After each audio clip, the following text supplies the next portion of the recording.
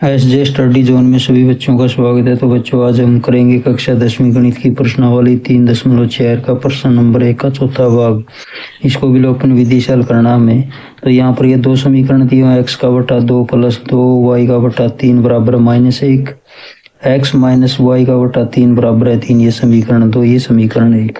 तो सबसे पहले तो हमें क्या करना होगा, देखो यहाँ पर इन दोनों के यहाँ हर दिए हुए नीचे, तो हमें इनका एलसीएम लघुत्तम लेना होगा। तो सबसे पहले हम समीकरण 1 लेते हैं।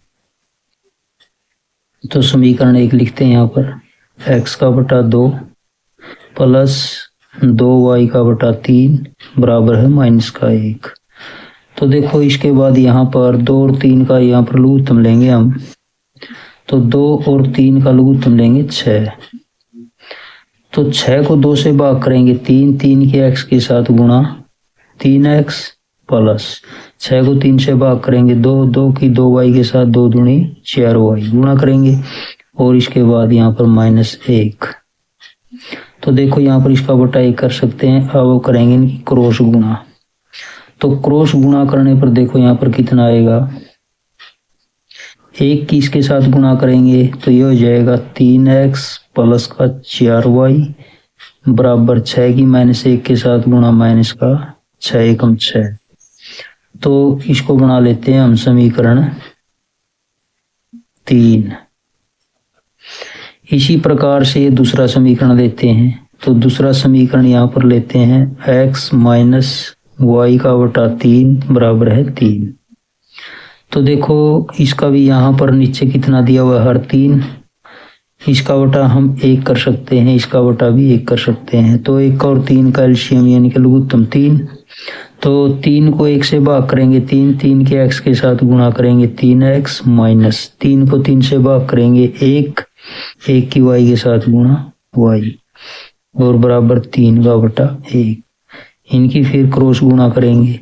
तो क्रॉस गुणा करने पर 1 की 3x माइनस वाई के साथ ये सेम यही गुणा आ जाएगी, बराबर 3 की और 3 के साथ गुणा 3 3 9। ये बना लेते हैं समीकरण 4। अब देखो ये 3 समीकरण था, इसके नीचे लिख लेते हैं यहाँ पर 3x माइनस का y और बराबर कितना यहाँ पर 9। ये समीकरण था 4। अब देखो यहाँ पर विलोपन विधि से हल करने के लिए हमें क्या करना होता है। तो विलोपन विधि में हमें x या y के गुणांकों को बराबर करना होता है। तो यहाँ पर देखो 3x और यहाँ पर भी 3x अपने आप बराबर आ गए। तो अब हमें ये देखो दोनों प्लस के हैं। तो अब हमें क्या करना है, 3 समीकरण में से 4 समीकरण को घटाना है। तो यहाँ पर लिखेंगे समीकरण 3 में से समीकरण 4 को घटाने पर 3 समीकरण में से 4 समीकरण घटाएंगे।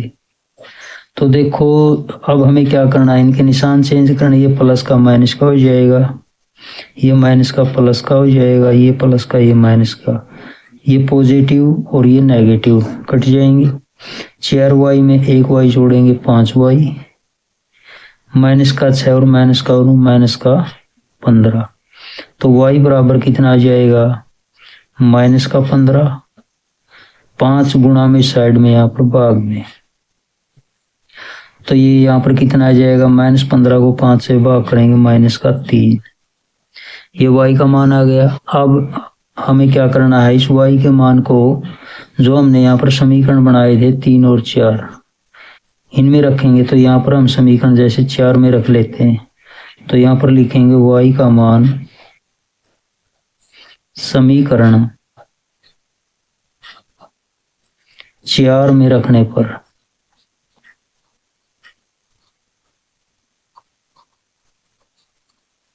तो समीकरण 4 क्या था, 3x माइनस का y बराबर है 9। तो y का मान -3 रखना है। तो 3x माइनस y के स्थान पर लिखेंगे -3 और बराबर लिखेंगे 9। अब देखो इसके बाद 3x ब्रैकेट से बाहर यहाँ पर माइनस दिया हुआ है, तो जब हम ब्रैकेट खोलेंगे तो ये अंदर वाले का निशान चेंज हो जाएगा, इनके प्लस के 3 हो जाएंगे और बराबर कितना 9। तो इसके बाद देखो यहाँ पर 3x बराबर 9 प्लस का 3 इस साइड में माइनस का 9 में से 3 घटाएंगे 6। 3x बराबर है 6, तो x का मान आ जाएगा 6।